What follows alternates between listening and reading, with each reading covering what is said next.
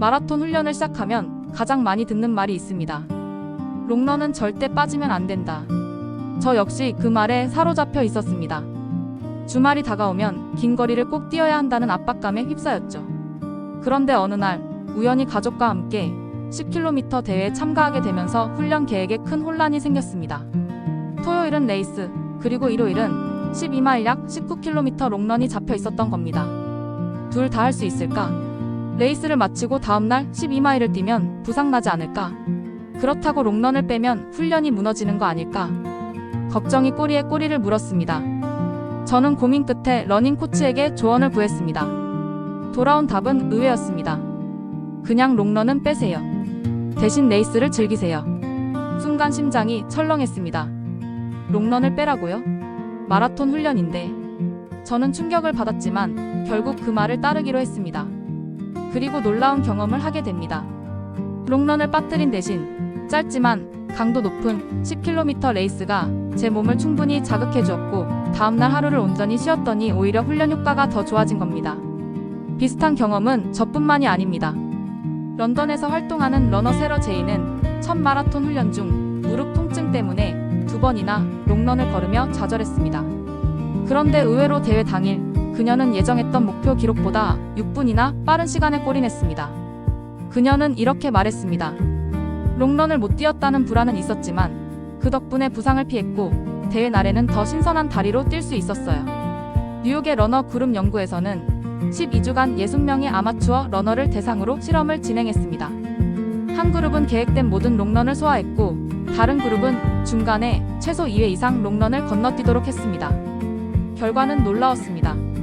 두 그룹의 마라톤 완주율과 기록 차이는 거의 없었고, 오히려 롱런을 건너뛴 그룹의 부상률이 27% 더 낮았습니다.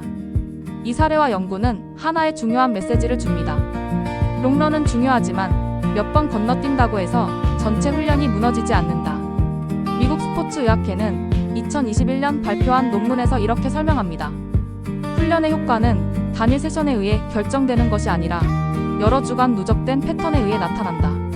따라서 특정 날의 긴 달리기를 빠뜨려도 이전에 쌓아온 훈련과 이후 보완 훈련으로 충분히 상쇄할 수 있다. 즉, 16주 마라톤 훈련에서 한두 번의 롱런은 큰 숲에서 보면 아주 작은 조각일 뿐이라는 겁니다. 많은 코치들이 마라톤 훈련 중간에 5km, 10km 혹은 하프 마라톤 대회를 넣으라고 조언합니다. 그 이유는 뭘까요?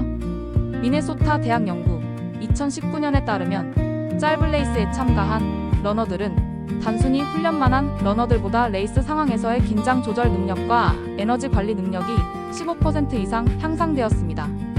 또 다른 연구에서는 하프 마라톤을 훈련 과정에 넣은 러너들이 그렇지 않은 러너들보다 풀 마라톤 기록이 평균 4에서 6분 더 빨랐다는 결과도 있습니다. 저 역시 10km 레이스를 통해 실전 경험, 에너지 분배, 보급 전략을 연습할 수 있었습니다. 그 경험은 단순한 12마일 롱런에서 얻을 수 없는 값진 훈련이었습니다. 레이스 다음날, 저는 처음으로 아무것도 하지 않는 날을 보냈습니다. 파자마 차림으로 집에서 쉬고 간단히 요리를 하며 가족과 시간을 보냈죠. 그런데 월요일 아침, 기분이 완전히 달라져 있었습니다. 몸이 가볍고 근육 피로도 사라져 있었고, 무엇보다 마음이 한결 여유로웠습니다. 아, 휴식도 훈련의 일부구나. 이때 비로소 깨달았습니다. 노스캐롤라이나 대학 연구에 따르면 충분한 휴식과 수면을 취한 러너는 근육 손상 마커가 20% 더 낮게 나타났고, 부상 회복 속도도 2배 빨랐습니다. 휴식을 무시하고 밀어붙인 그룹은 오히려 3주차 이후에 부상률이 급격히 증가했다고 합니다. 즉, 휴식은 훈련을 망치는 게 아니라 훈련을 완성시키는 열쇠였던 겁니다. 또 하나의 교훈은 유연성이었습니다. 보스턴 마라톤 경험자 마크 T는 계획에 집착해 모든 훈련을 완벽히 소화했지만 결국 대회 3주 전 부상으로 출전조차 하지 못했습니다. 반대로 같은 동호회 소속의 에밀리 K는 중간중간 가족 행사나 날씨 문제로 훈련을 건너뛰었지만 결국 완주에 성공했고 지금까지 꾸준히 달리고 있습니다. 그 차이는 바로 적응력이었습니다. 마라톤 훈련은 단순히 달리기 기술을 배우는 시간이 아니었습니다. 그 과정에서 저는 제 자신을 대하는 태도를 배웠습니다. 완벽을 강요하기보다 부족함을 인정하는 법, 계획에 집착하기보다 변화에 적응하는 법, 몸을 몰아붙이기보다 나를 존중하는 법. 결국 마라톤은 달리기의 기술을 넘어 삶을 살아가는 지혜를 알려준 선생님이었습니다. 혹시 오늘 훈련을 빠뜨리셨나요? 괜찮습니다. 그 하루가 당신의 모든 노력을 무너뜨리지는 않습니다. 오히려 그 하루의 휴식이 내일 더 강한 달리기를 만들어줄지도 모릅니다. 마라톤은 끝없는 완벽이 아니라 유연한 꾸준함으로 완성됩니다. 오늘의 이야기가 도움이 되셨나요?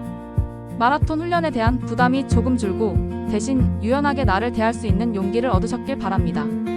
앞으로도 따뜻하고 과학적인 러닝 이야기를 함께 나누겠습니다. 구독과 좋아요 잊지 말고 눌러주세요.